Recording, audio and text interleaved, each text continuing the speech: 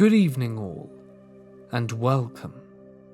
Tonight we're going to be braving the darkness of the night shift, so I hope you're ready. Also, I have a very quick and special shout out. The channel The Paranormal Scholar have recently launched an incredible documentary all about the paranormal called In Search for the Dead, where they try and find proof of an afterlife. I was fortunate enough to get an early test screening of the documentary, and it was honestly brilliant. I truly recommend it to anyone who's interested in the paranormal. I highly recommend you check it out. I'm going to put the link at the top of the description and at the end to a video made by the Paranormal Scholar team that should tell you exactly where you can watch this. So be sure to check it out when the video's done. It really is worth your time if you are as much of a paranormal junkie as me. And if you haven't checked out their channel already, please do. It is honestly amazing. But without further ado, it's time to get comfortable and let the darkness take control. I do sanctuary work at festivals and burns. For those unfamiliar, sanctuary spaces are these events generally refer to encampments that are set up specifically for people who are not a medical risk or an immediate security risk, but have probably eaten way too many psychedelic drugs and need someone to keep an eye on them and be nice to them for a few hours. It may involve allowing them to talk through some difficult stuff, going to town on a coloring book, or just providing a comforting silent presence.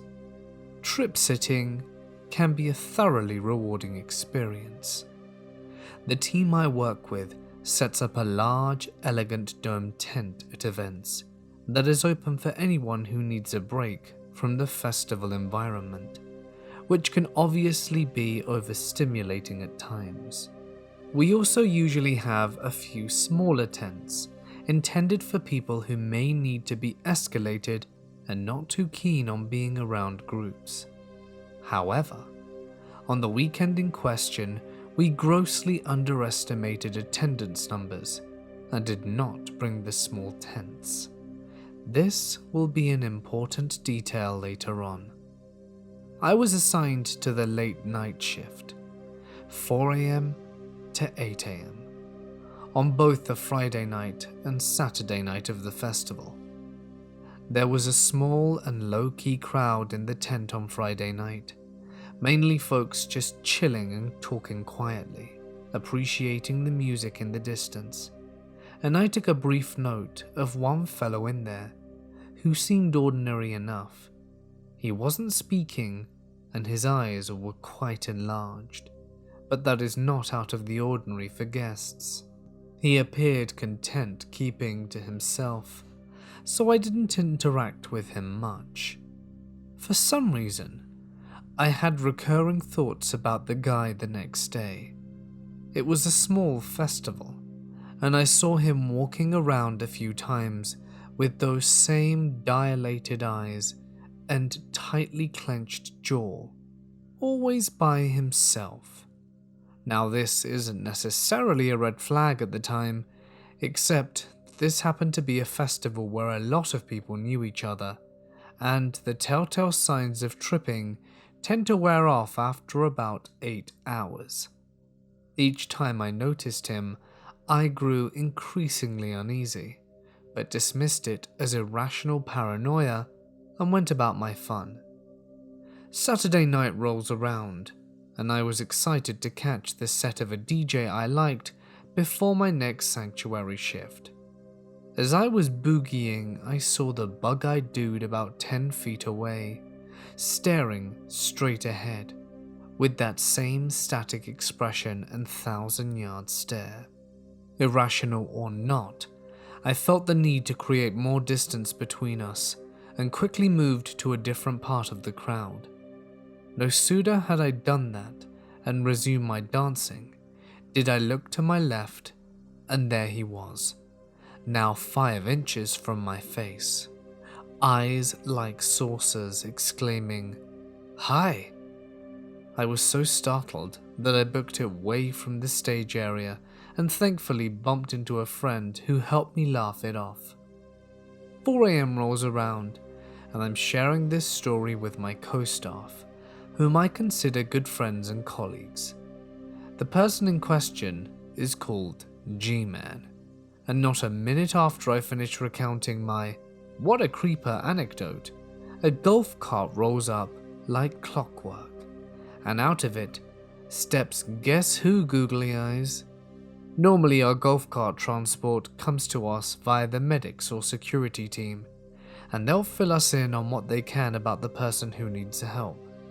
But whoever was driving this one unceremoniously dumps this weirdo into our care and speeds off into the night without another word. I silently signal that this is the guy I had been talking about, and G-Man takes charge. For reference, I'm a woman, so it would have been more appropriate for G-Man to do so even without the pre-context.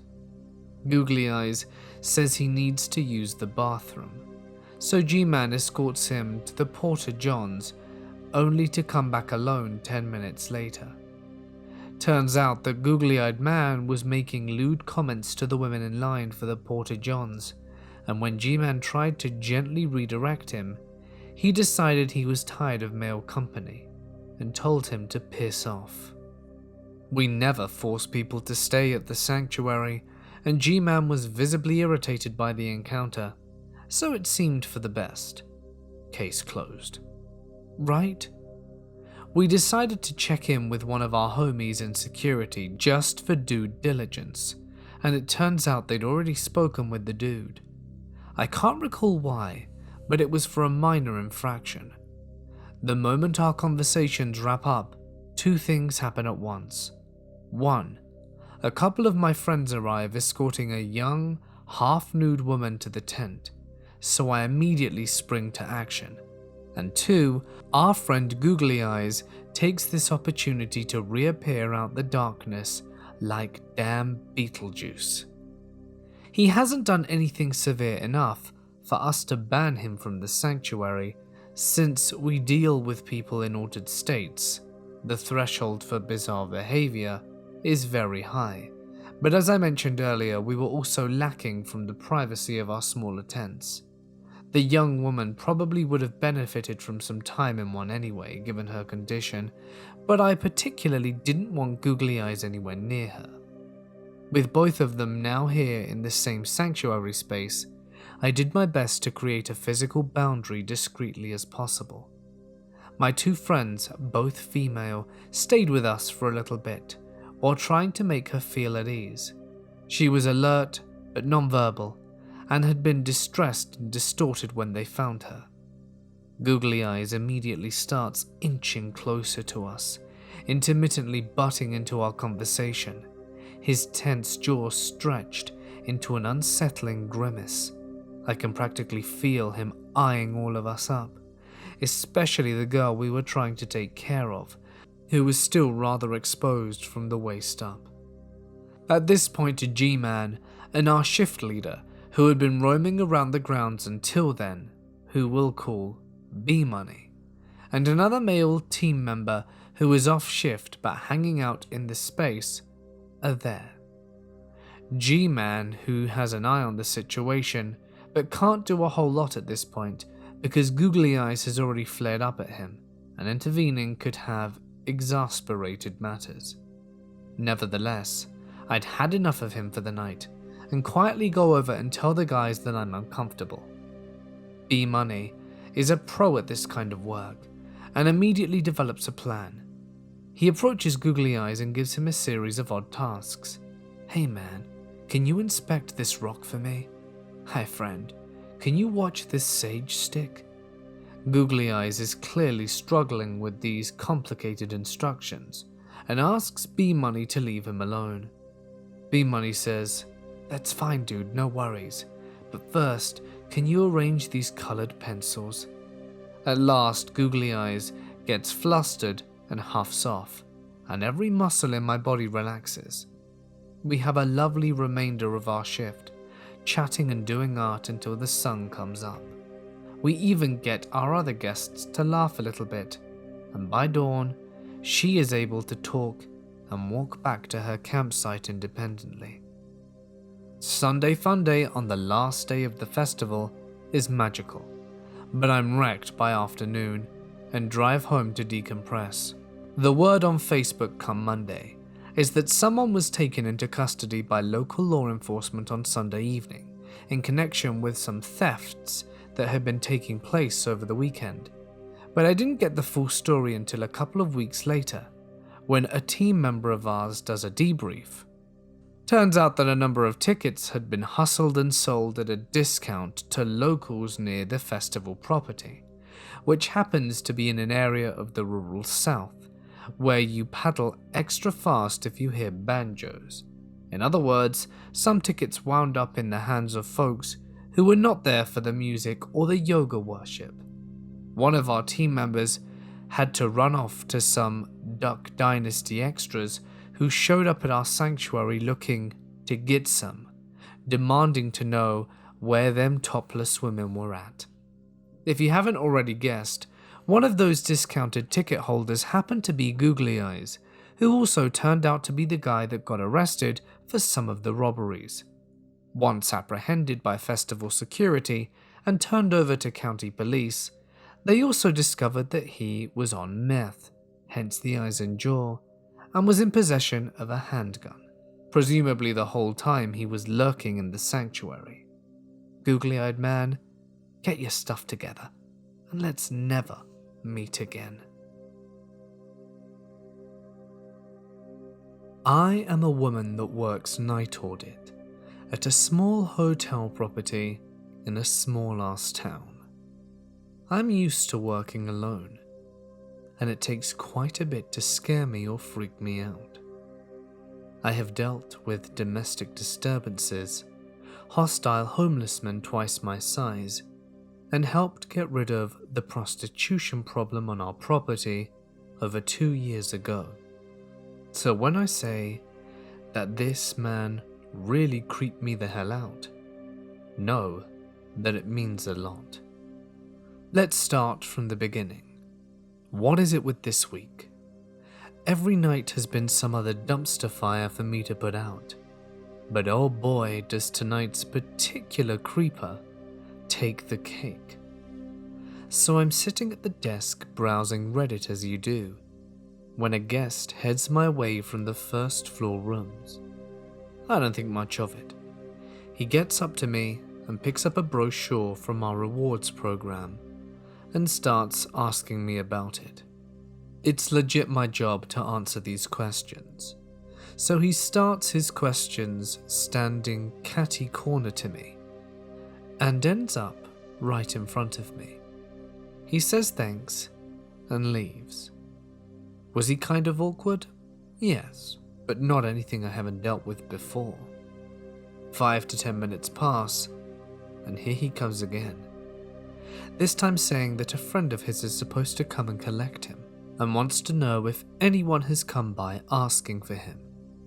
I tell him no, and that no one has been here in a while. Honestly, this was my first mistake, but hindsight and all that.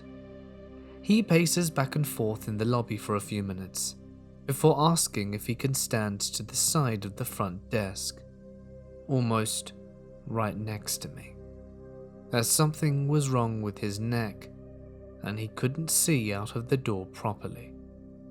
This was the second red flag, because there was a couch directly in front of me that had a section that if you just sat there you could face the door/parking lot. But apparently I lost my mind tonight.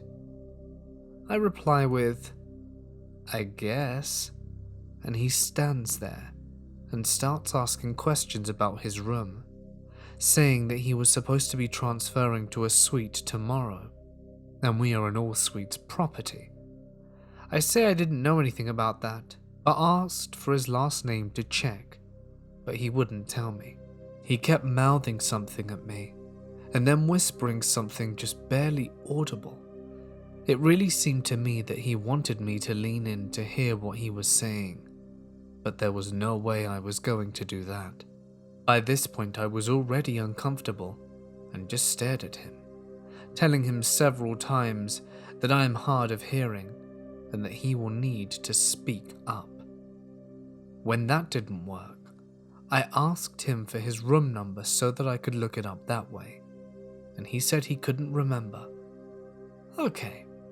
I asked what floor he's on. He said he didn't know.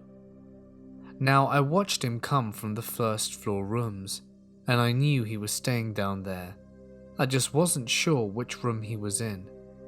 So now I know that for some reason he doesn't want me to know which room he's staying in. And for some reason this makes me start to feel very unsafe. He finally gives me the last name, Johnson, and I tell him we have no one here under that name. He says, "Oh, maybe it's under my boss's name, but I can't give a name for that either." He then says maybe it's under his company name, but told me he works for the highway patrol for a small mechanic shop called Joe Dirt Mechanics, and that he works general construction under a contractor whose name he doesn't know. While he tells me all this, he keeps doing that weird whisper to trying to get me to lean closer to him, but my brain is flashing red neon warning signs and screaming, "Danger, danger," as loudly as possible. So I print a random piece of paper off the computer and tell him I need to step into the back office to make some copies. He seems to take the hint and heads back down the hallway, leaving me free to freak out in the back room, but also free to grab my pepper spray. As I walk back out, I realize that instead of actually leaving, he just moved around the corner out of sight to wait for me to come back to the desk. I feel better armed with my pepper spray, and I'm ready to haul ass and lock myself in the back office if he tries anything. This time he doesn't stay long, just asks about the restaurant that he can see out the window/door. He wants to know if he would be safe walking down there by himself. I tell him it would be fine, and that I walk down there myself all the time, and have never had any problems. He angles for a ride a little bit, but I lied on this one and told him I didn't have a car. He leaves and heads down to this restaurant while I'm just glad this seems to be over. He's gone for 15 minutes when he returns carrying a cup from the restaurant, saying he didn't like the food there. I tell him that's too bad and make myself look busy with paperwork.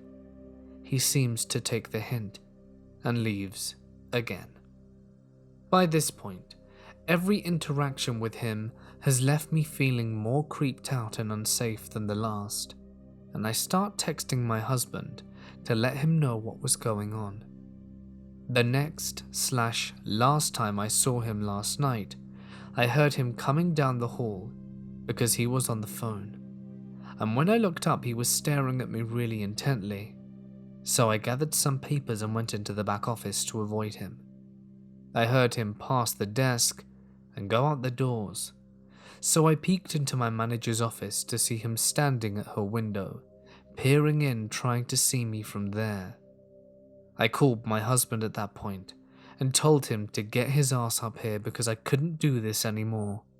As I'm on the phone, I get the courage to peek back around the corner to the manager's office that he was peeping into and notice he is gone, and told my husband to be on the lookout for this guy walking outside of the hotel or between the hotel and the restaurant. I look out the window and didn't see him anywhere, but go back in hiding just in case. My husband comes flying into the parking lot and comes in to find me hiding in the back, telling me that he looked everywhere and couldn't see anyone. Within a minute, this creepy guy comes in the front door trying to talk to me over my husband, but after a very murderous look from my wonderful man, he booked it out the lobby and didn't return for the rest of the night. I had my husband stay to play security guard just in case anything came of it, but nothing did. Until the morning when the housekeeper filling in for regular breakfast attendant let me know that the same guy was around yesterday morning and was denied a room by our manager for creeping out the housekeeper. The manager even had to go with her to take out the trash because this guy was so unsettling. Apparently he came back after the manager left for the day and got a room from the one man on the front desk staff.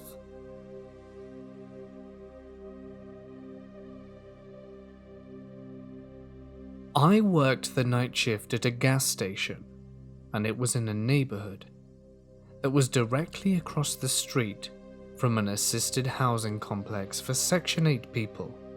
So there were a lot of mentally ill people that had schizophrenia and drug problems. About 4 months into the job, I started hearing blood-curdling screams from a man yelling for something and about someone to get away and cursing a lot. Bear in mind this is all on the night shift. Then I saw him. From outside the window I saw a middle-aged man, overweight, with a scruffy beard. He was African American. Not that that has anything to do with his actions, but just so that you get a picture for this guy. He was missing teeth, and he'd be screaming at all hours of the night, and we closed for a few hours between 3 and 5 a.m. to clean, and he'd come into the store at 2:50 on the dot, right before I was allowed to close the doors. He would mumble to himself and say things like, "Nah, we don't need that," and, "Well, we don't have enough money." I just thought he was nuts. He would also ask how much everything was, even though he was standing right next to the price tags of stuff, and it was very annoying. This kind of stuff continued for 6 months straight. A lot of the time during this happened, there would be others that came in at the same time as he, in order to get alcohol, and they lived in the housing complex, because they all knew the screaming guy. I guess he was hot topic in the apartments. Anyway, one night the screaming guy leaves, and a different guy that's also in the store comes up to me and tells me to not let him into the store anymore, because he's got bad juju. I'm a pretty level-headed guy and skeptical, but what this guy told me creeped me out. He said he's positive the screaming guy lives alone in his apartment, and he was invited into his place once because he was less crazy at that point and then got worse.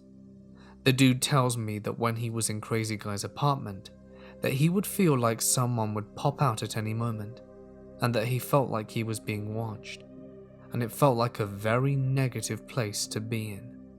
The day gets later, and the normal dude decides to leave, and when he left Crazy's place, he looked in his apartment window from the outside and saw multiple shadows that looked like human shapes walking past the shades of the windows. He said he went back one more time to hang out, but never did again when the Crazy started saying that they're stealing his thoughts and memories. So I hear the stories and am now like, wow, that's nuts. And the normal guy just says that he's not trying to freak me out, but that it's just better to be far away because trouble follows him. So one day the Crazy guy comes back at midnight, same time as always, and I tell him he's not allowed in the store anymore, and he begins to walk around the store and ask how much everything is, and I'm begging him to leave at this point, and he gets mad at me and says he's not going to leave until he can bag a buy of Cheetos.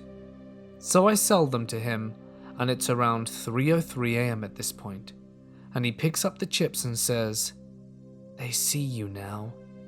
They don't like you," and then walks out and literally starts screaming at the top of his lungs in the parking lot. I locked those doors so fast it was insane. A few weeks pass, and I barely saw him, but he always said, "They see you," when he'd come in. One day I worked a mid-shift and got off at 11:30 p.m.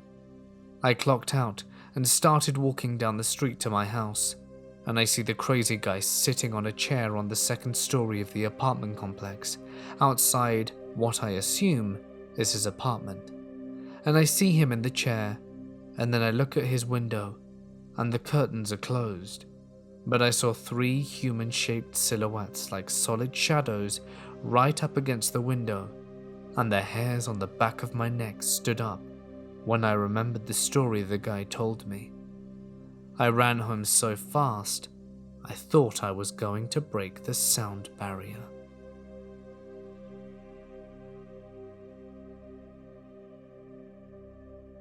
I work at a grocery store as a cashier, and I've met so many different types of people that I'd rather not meet again.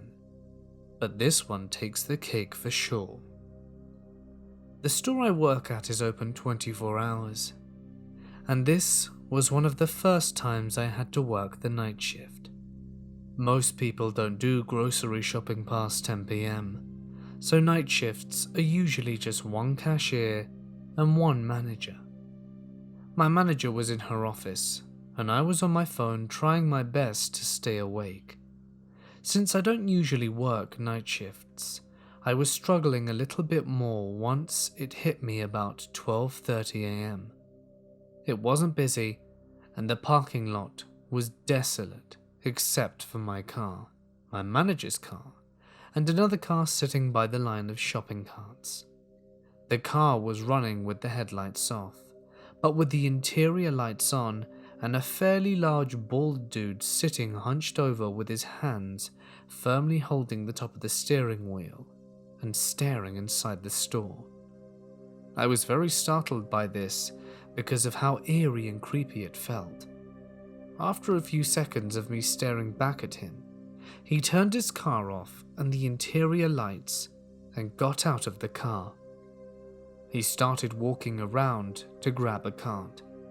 I wrote it off as maybe he didn't know that we were 24 hours and was trying to read the sign on the door. I ignored the fact that he would have needed his headlights on to read it. He came into the store and started scanning the aisles. I went back on my phone because if it was just an average Joe, then I didn't want him to feel uncomfortable. About 15 to 20 minutes pass, and he comes up to the checkout with a cart full, and I mean full, of jars of mayonnaise and a single vegetable platter. This was so confusing, but I tried not to be judgmental. He took a little while to start unloading the cart because he was scanning the magazine racks that most registers have right there at the checkout. We grabbed one of those teen celebrity magazines, like 17 or J14 or something, which didn't really help in the creep factor. He started unloading the cart, and I scanned the jars as soon as they came up, so that we could get this over as fast as possible. He greeted me with, "Hey, how are you, young lady?" But he said that in a Daffy Duck voice. I was beginning to get more scared rather than creeped out. I ignored it and asked him if he had a rewards card for our store.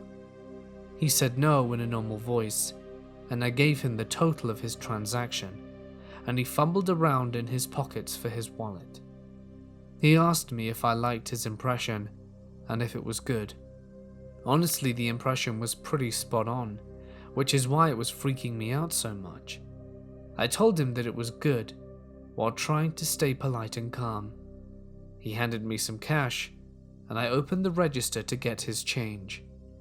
As I was handing him the change, he held onto my hand and leaned over the credit card machine and asked me if I'd ever been to a party with that much mayonnaise. I said no and pulled my hand away, which he reluctantly let go of. He was still leaning over the credit card machine and said, "Well, I won't get into too much detail, but let's just say it's not for the veggies." He winked and put his change in his wallet and began taking his grocery bags and putting them in his cart.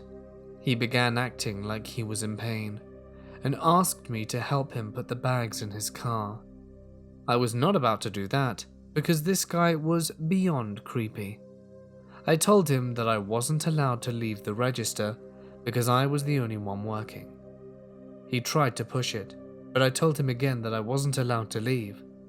I don't know if that was actually a rule, and honestly neither did I, but I used it as an excuse just not to go with him. He gave me a puppy dog face and pleaded with his hands, and I told him once again that I was not allowed to leave, and that if he didn't stop I would call my manager down. He stopped immediately, scoffed at me, and left without another word. He loaded his car and left the cart in the parking lot. It was close enough though to the line of carts that was right next to his car, as I'm assuming he probably wanted to see if I would come out and put it back, but I wasn't going to do that. He got into his car, turned it on, assumed the same position he had been in before, and I called my manager down after 3 minutes of him just staring. She came down, looked out the window, and he drove away. I told her everything that happened, and she said that I was in the right by not giving him what he wanted, and that if I saw him again to call the cops. Apparently this wasn't the first time he'd done something like this during the night shift to a couple of other female co-workers. Needless to say, I made sure I never had another encounter on the night shift again after that.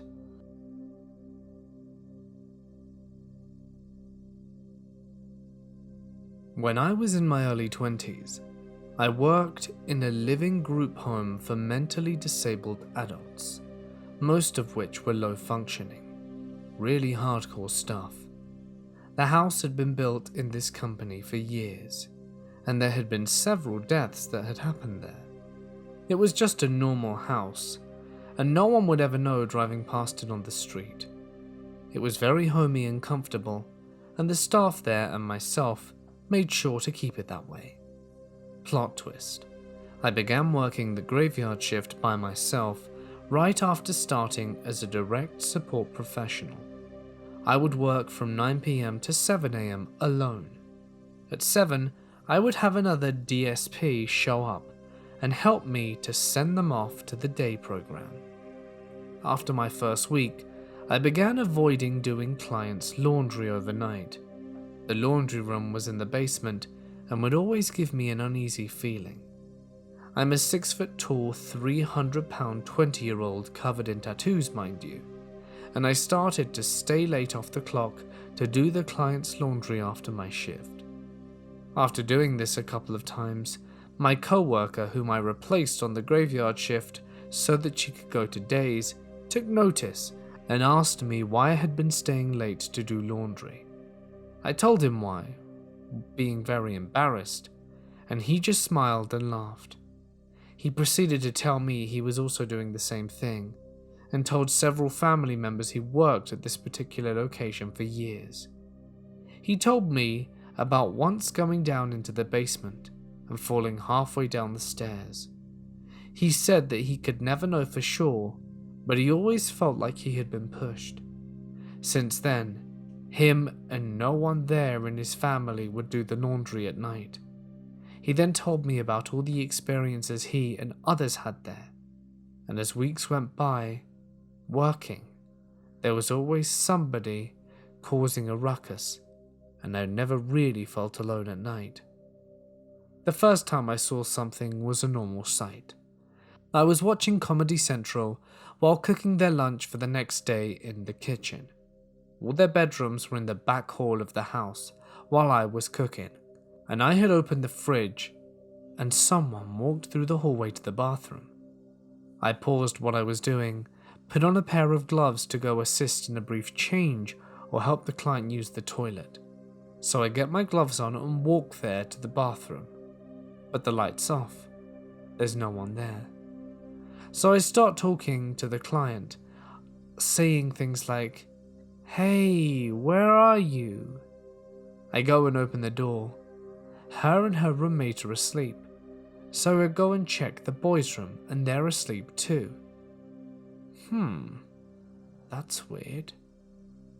I then go check out our wild child's room, and she was tucked into her bed, Confusion now quickly turned into panic. I ran outside and called my friend, who incidentally got me the job, and told him what happened. He laughed it off and wasn't surprised, and didn't tell me a damn thing. I continued working there for a year and a half. Situations like the one above only happened too often, and they made me feel very uneasy. We had gotten a new client who was a bully, and he would terrorize his roommates and was very violent and unforgiving. He would often wail to me from his room late at night about being touched and hit, and woken up in his sleep. His roommate, who had lived there over 10 years, would always tell me about the other clients, and that it was Kelly, his older roommate who had passed away about a year prior to me getting the job. This violent client would always beat up his roommate, who he was good friends with, Kelly, and always tell him, "That's what you get for hitting me." One night, this client had a particularly bad night, and we just had to leave him arrested. When these guys get arrested, they really do just take them to the hospital for a few hours until they're checked out, and then are brought back before too long. So he was gone before my shift started in one night, and got a call around 2 AM saying they were coming to drop him off. I'm an ambulance driver. He was a big dude in a wheelchair, and I was sitting in the living room on the couch, while I was on the phone with my boss.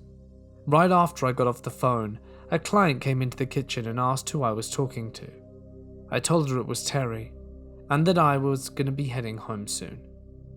As soon as I finished that sentence, the hanging birds to the sliding glass door to the patio pushed wide open and began swinging like they were split and dropped.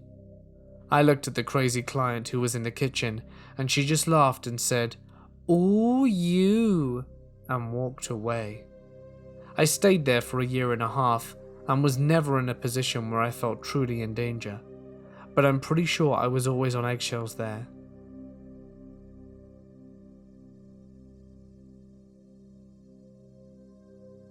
I work overnights at a hotel in a seedy area. I'm female and work the night audit. My personality is that of an unapproachable shrew, with the look of a sultry, overworked hotel employee. I'm currently awaiting for the police to show up so I can make my statement. It was so sudden and abrupt that I'm still shaking. An inebriated man was outside with his attractive girlfriend having a cigarette, being loud and overall being disgustingly affectionate. I remember asking myself, why are you outside doing this when you can just pay money for a place to do the exact thing in? Which I was pretty sure they'd already done. While they're doing this, unknowingly to them, I noticed a man wearing an army uniform walking towards them at a very steady pace. The army man stops right next to the inebriated guy, puts his hand on his shoulder, and says something, which I assume is bumming a cigarette. Regardless, the inebriated man stops what he's doing and starts to fumble around his pockets. I guess the man had a cigarette because he went to extend his hand out to the soldier, and all of a sudden, a red 4-door something speaks around the corner like a bat out of hell. It stops right in front of the man, and the armed guy pushes the man aside while holding his wrist, and the woman is pulled into the car, and then the inebriated man was thrown in, and they jump and they drive off. I observed all of this from my front desk, and there was nothing I could do. No matter how fast I ran, no matter how quick I could have gotten to her, I would not have been fast enough with the situation that had just taken place. So to the soldier and the people in the red car, let's never, ever meet. Hey guys, it's Mort here, and thank you so much for listening. I hope that you enjoyed tonight's night shift stories. Please don't forget that if you would like to check out the video over on the Paranormal Scholars channel detailing how you can watch their documentary In Search of the Dead, feel free to check out the link in the description. It is a seriously good documentary, and I recommend it to anyone who's interested in the paranormal. So, thank you to Laura and Eric for putting it together. It really was worth the wait. If there's a story that you'd like to share, don't forget to send it to my email or post it to my Reddit. Either are fine. So, with that being said, it's time for me to sign off. Stay awesome, and I'll see you in the next one.